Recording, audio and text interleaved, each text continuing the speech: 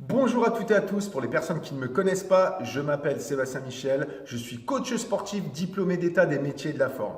Donc aujourd'hui, je vais vous expliquer comment réaliser correctement un tirage menton. Alors pourquoi j'ai choisi cet exercice? Eh bien tout simplement, je vois de plus en plus de personnes, que ce soit sur les réseaux sociaux, sur leur chaîne YouTube et en salle, placer cet exercice dans leur routine épaules, ce qui est très bien car c'est un exercice très efficace qui sollicite principalement les trapèzes, mais qui ne font pas forcément correctement cet exercice. Donc je vais bien vous expliquer au niveau de la sécurité et au niveau de l'efficacité. Donc je vous dis à tout de suite.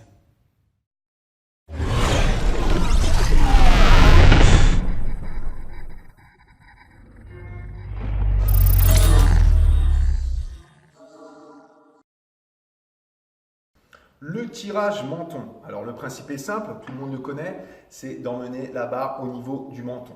Alors l'erreur qui est souvent faite, c'est que la majorité des gens cassent les poignets comme ceci. Alors là j'exagère, ils montent toujours les coudes mais cassent quand même les poignets. Alors si vous mettez une charge vraiment importante, vous allez créer une grosse tension au niveau des poignets et à la longue, vous risquez vraiment de vous blesser. Alors pour éviter justement de casser ces poignets, concentrez-vous un maximum sur les coudes et non sur les mains. Si vous vous concentrez sur les mains, sur le tirage, vous avez tendance à emmener les coudes vers l'arrière comme ceci et casser les poignets.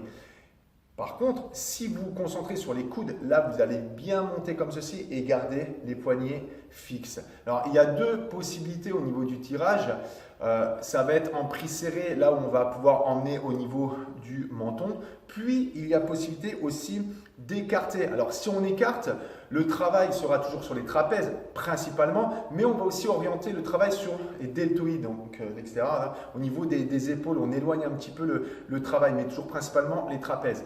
Et certaines personnes confondent un peu les deux mouvements et essayent de monter donc en prise large la barre au niveau du menton et là on casse vraiment les poignets. Si vous prenez donc la barre comme ceci en prise serrée pour le tirage menton, là vous pouvez très bien monter comme ceci sans casser les poignets. Maintenant si vous décidez de prendre en prise large, ne montez pas plus haut que la poitrine et concentrez-vous bien sur les coudes et là vous allez bien ressentir le travail des trapèzes.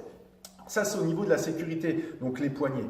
Maintenant, au niveau de l'efficacité, justement, les coudes, vous concentrez un maximum dessus. Pourquoi? Parce que si vous montez avec les mains, vous allez plus solliciter les biceps.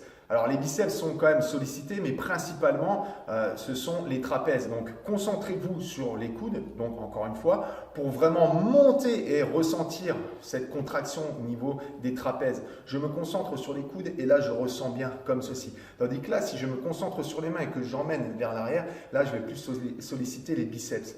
Donc c'est exactement la même chose en prise large, comme ceci. Donc là je vais monter, je me concentre sur les coudes. Les coudes doivent vraiment monter, vraiment vers le haut, au-dessus des épaules et non vers l'arrière. D'accord? On ne fait pas les biceps principalement. Donc là en prise serrée, comme ceci, vous montez vraiment bien au niveau du menton, les coudes au-dessus sans casser les poignets. Je me concentre bien sur les coudes et là je ressens bien raccourcissement donc au niveau des trapèzes comme ceci. Et en prise large, même chose, coude vraiment vers le haut, je m'arrête au niveau de la poitrine et je ressens vraiment bien la contraction. Donc voilà, au niveau sécurité, évitez de casser les poignets et au niveau de l'efficacité, concentrez-vous sur les coudes pour bien isoler les trapèzes. Donc j'espère que cette vidéo vous a plu. N'hésitez pas à vous abonner à ma chaîne YouTube si ce n'est pas encore fait, à mettre un pouce bleu, à liker donc cette vidéo, puis à laisser un ou plusieurs commentaires. N'hésitez pas non plus à vous abonner, donc à me suivre sur les réseaux sociaux, que ce soit sur Facebook, Instagram, Twitter. Et je vous dis à bientôt pour de prochaines vidéos. Allez, ciao!